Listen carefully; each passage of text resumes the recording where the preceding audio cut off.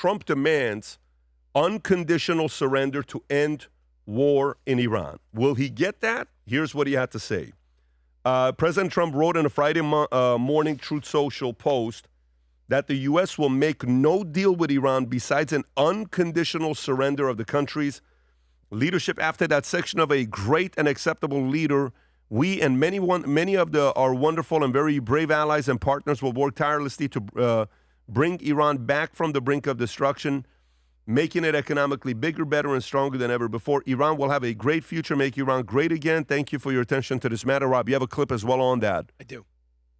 Here's the president. Go for it, Rob. Can you give us an idea of what unconditional surrender looks like to you?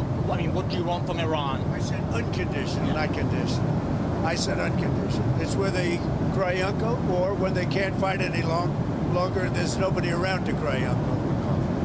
That could happen too, because we've wiped out their leadership numerous times already. So it's if they surrender, or if there is nobody around to surrender, but they're rendered useless in terms of military. There you go. Tom, thoughts? Well, I think when you hear that, do you think he's going to get that? Do you think, I don't know, in my wildest dreams, I don't see an unconditional surrender. Unconditional surrender says, okay, we're going to come in, no conditions. So we're going to come in and we're going to destroy any bomb making, any military industrial complex that you may have. We'll do that after this is over. Sign here. We'll be in a minute. We'll send some guys over. We're going to take care of all that. That's an unconditional surrender. I don't think Iran's going to give them an unconditional surrender. I think this is Trump putting the line out there that's saying, hey, hell's fury doesn't stop until we get this. And you see who was standing behind him on that aircraft? Woodcock.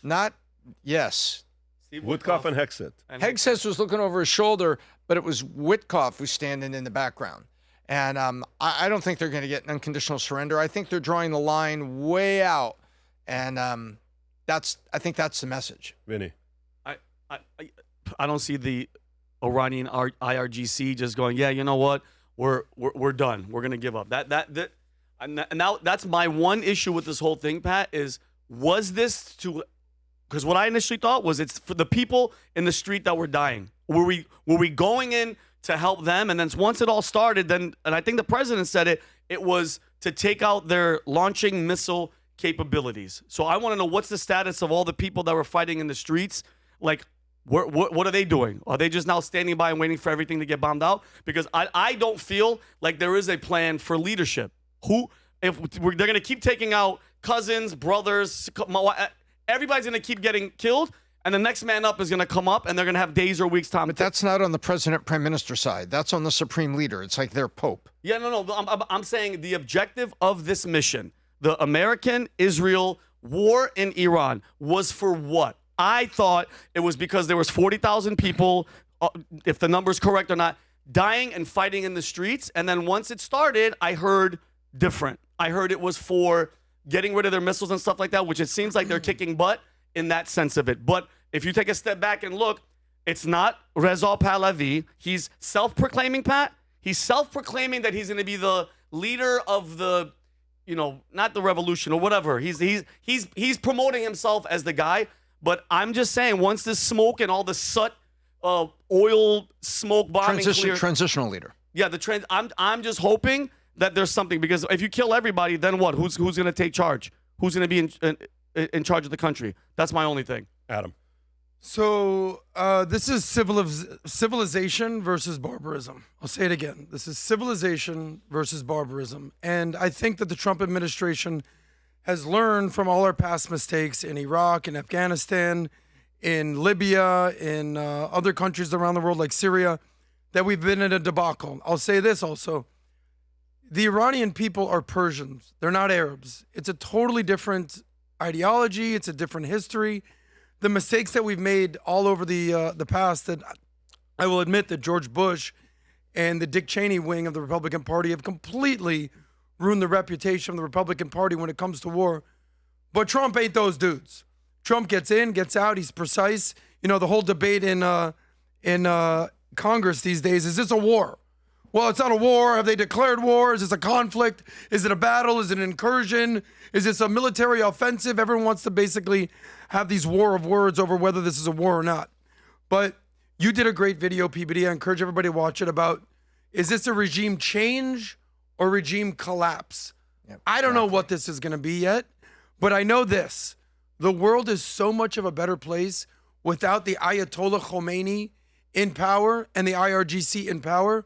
And whatever happens next remains to be seen. But you control the controllable and you take those people out when you can and you deal with the consequences after that.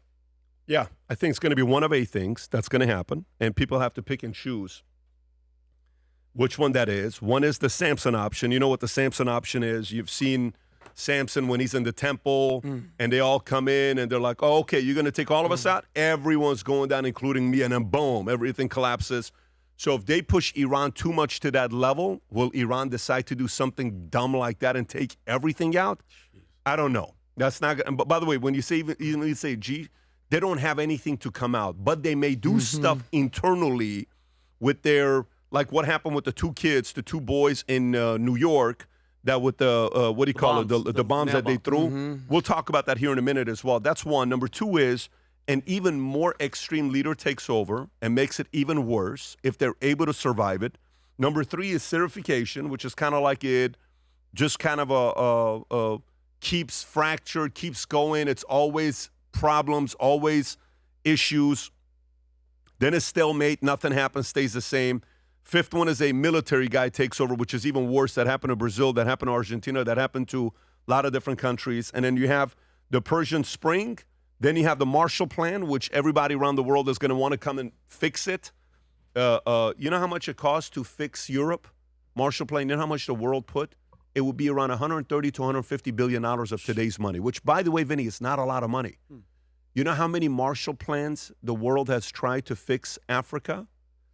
I saw what you said. Can you pull up, if you saw I haven't seen it, can you pull up how many Marshall Plans and how much dollars the world has spent to try to fix Africa? Okay, before you pull it up, can you guess how many Marshall Plans we've tried on Africa? How many Marshall Plans have we tried on Africa? 100? 50-ish. How much money do you think has been spent? Since 60 till today, Tom saw it, so pull it up. Since 1960 till today, look at the number. Jeez. Look at the number. From 1960 till 2000, $500 billion to $1 trillion has been used, which is the equivalent of $4 to $8 trillion we've spent to try to fix In today's money. in today's money. Wow. And we failed. How is it right now? Has it been fixed? No. Not. Africa? So and then last but not least, it's what? The beautiful haven. It's incredible. It's a, we go there. It's great. Cabaret Tehran. Everything's back up. So it's going to be somewhere in the middle. I don't think it's going to be this. I don't think it's going to be this.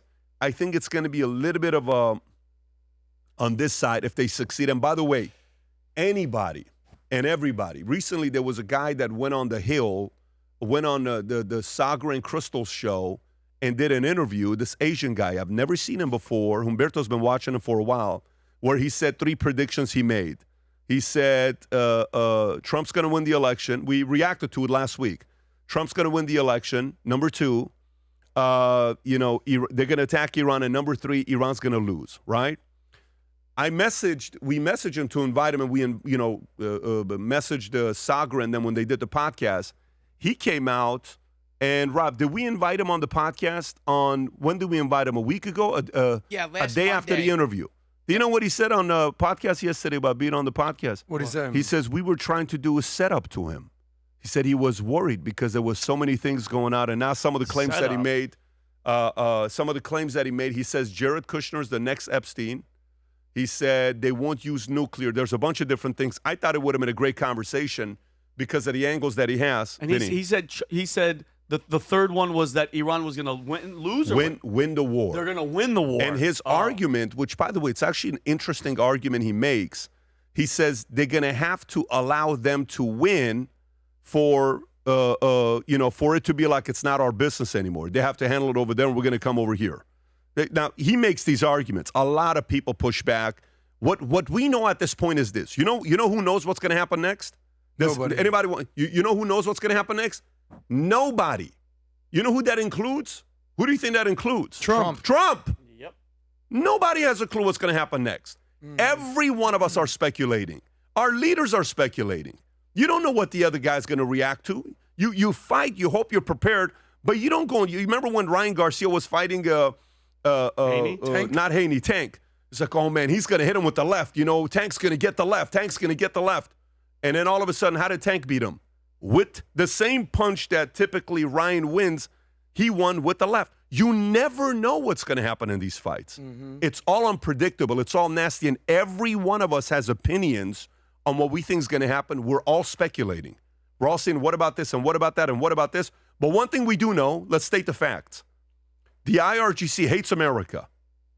They hate the way we live. That we know for a fact. We know for a fact that they killed their own people. That we know for a fact. 51% of you who watch this podcast, and I've helped us go from a regular show with 20, 30 viewers to now, being a top 20 podcast worldwide on Spotify and on YouTube. It's a top 20, top 15, top 10 podcast. It wouldn't happen without you, but it helps our algorithms if you subscribe as well. 51% of you watch this show weekly. You regularly tune in, 51% of you, but you haven't subscribed. I would like to take that 51% to 40%. With your help, I believe we can pull it off. And if we do that, more subscribers, higher quality guests, better conversations with you. Thank you for doing that. If you enjoyed this video, you want to watch more videos like this, click here. And if you want to watch the entire podcast, click here.